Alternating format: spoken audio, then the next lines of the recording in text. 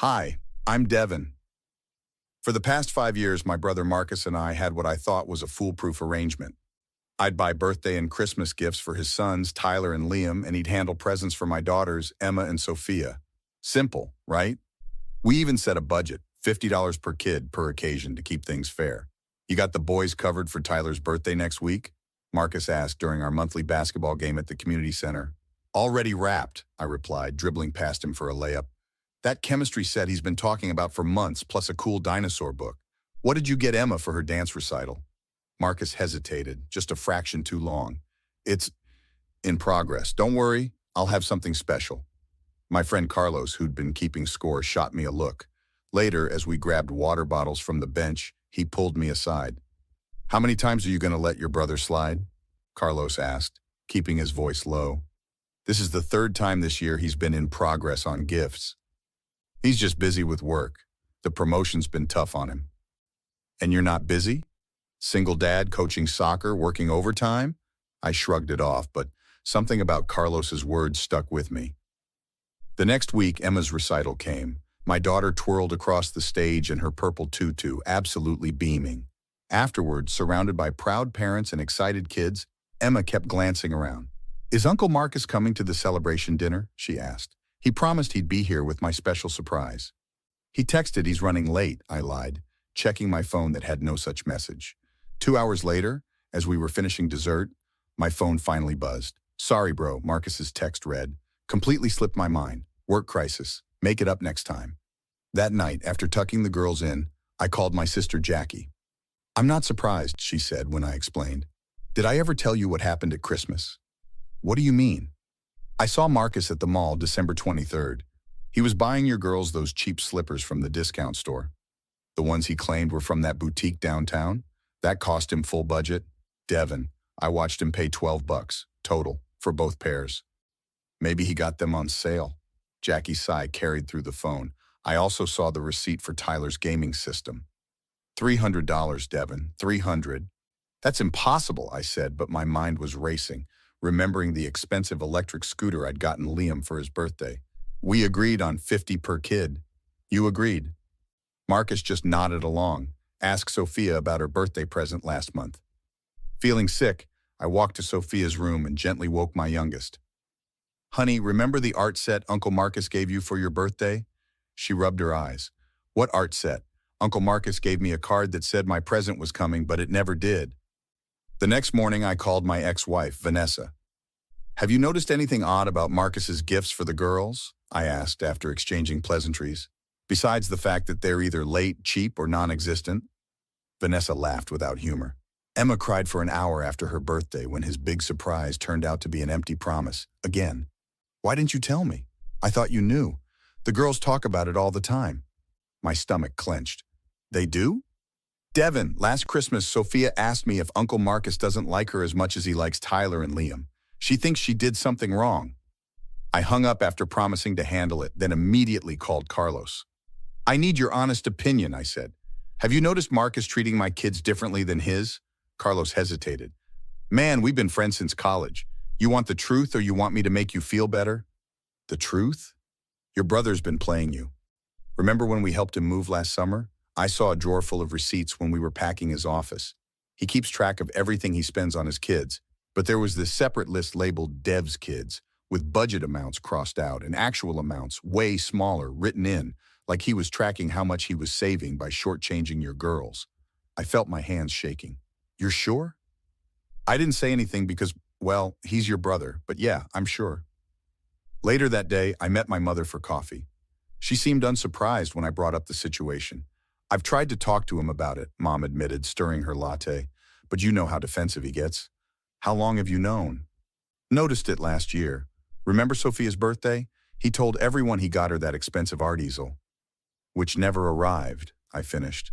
Meanwhile, you spent weeks finding those rare comic books for Liam. And the custom basketball shoes for Tyler, I added. I had to work overtime for those. Mom reached across the table and squeezed my hand. Your brother has always been selective with his generosity. That's a nice way of saying he's cheap. With everyone but himself and his boys, she agreed. What are you going to do? That evening, I invited my neighbor Kelly over. Her background in family law had helped during my divorce, and her practical nature made her the perfect sounding board. You need evidence, Kelly said bluntly after hearing the story, not just hearsay. Like what? Receipts, text messages, bank statements, anything showing the pattern. And then what?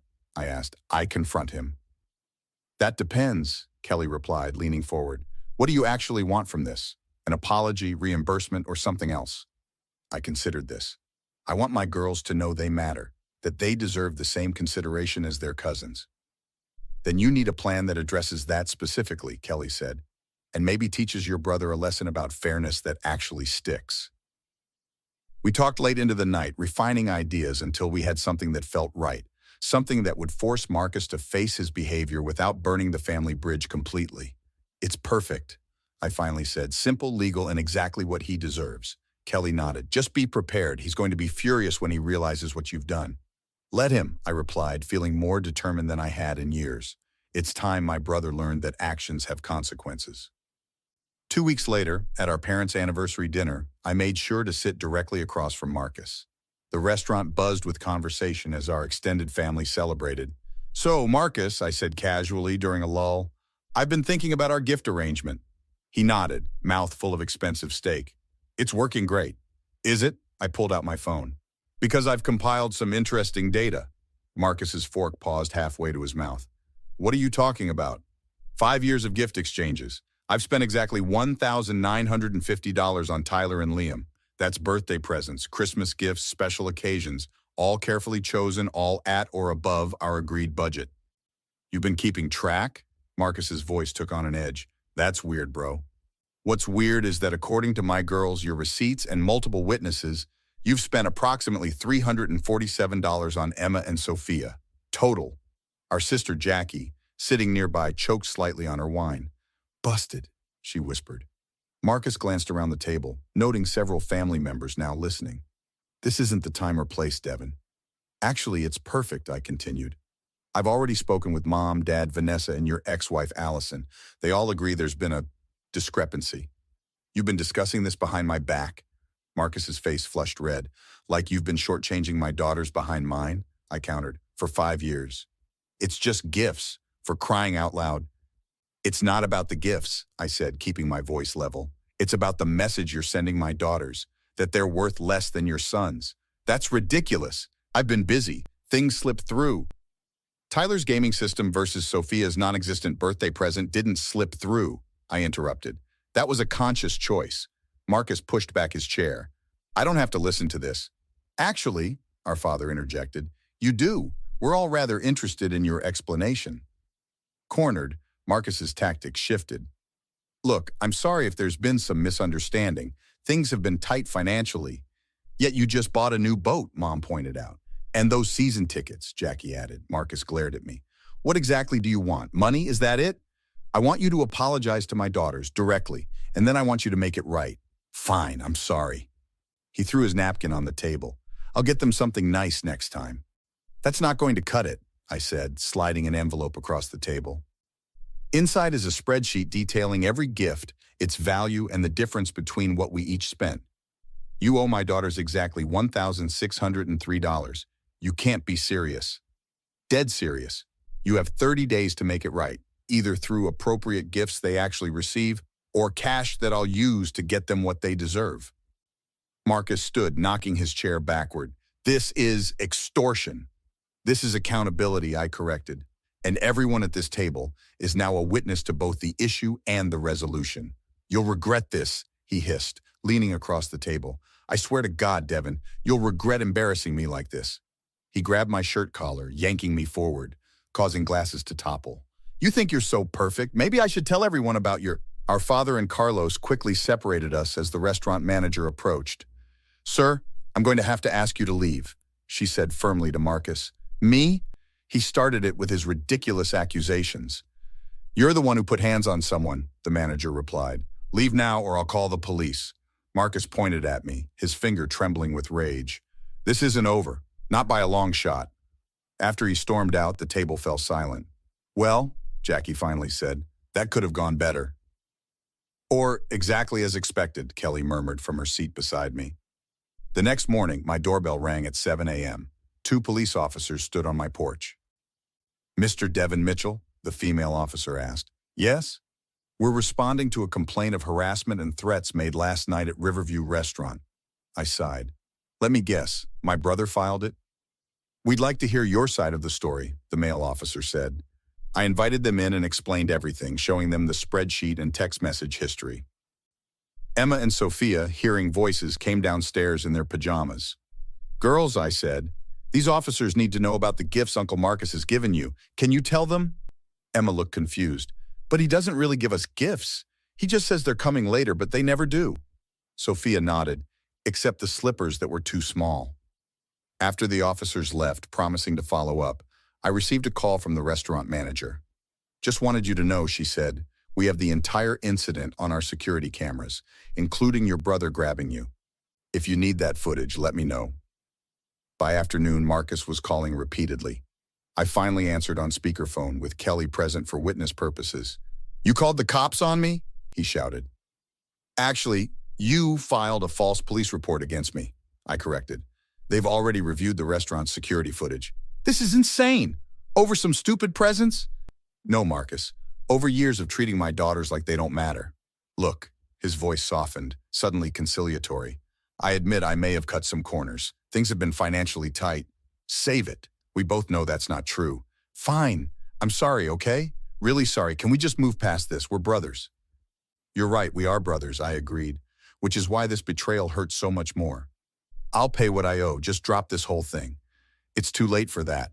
The police are investigating your false report, and I filed for a temporary restraining order after your physical aggression last night." "A restraining order? Are you kidding me?" His voice cracked. "Devin, please. I made a mistake." "No, you made hundreds of little choices over 5 years that showed exactly what you think of my daughters. Actions have consequences, Marcus." 2 weeks later, Marcus appeared in court for the false police report and the restraining order hearing. With the video evidence, witness statements, and documentation of the financial discrepancies, the judge ruled quickly.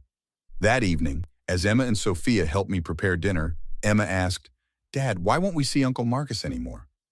"Sometimes," I explained, chopping vegetables, "people show us through their actions that they don't respect us. When that happens, we can choose to keep those people at a distance." "But he's your brother," Sophia pointed out. "Yes, and I'll always care about him in some way. But I care about you two more, and I won't let anyone treat you as less important than you are." Later, as we ate ice cream on the porch with Carlos and Kelly, Carlos asked, "Do you think he'll ever understand what he did wrong?" "Maybe someday," I replied. "But that's his journey, not mine." "What about Tyler and Liam?" Kelly asked. "They're innocent in all this."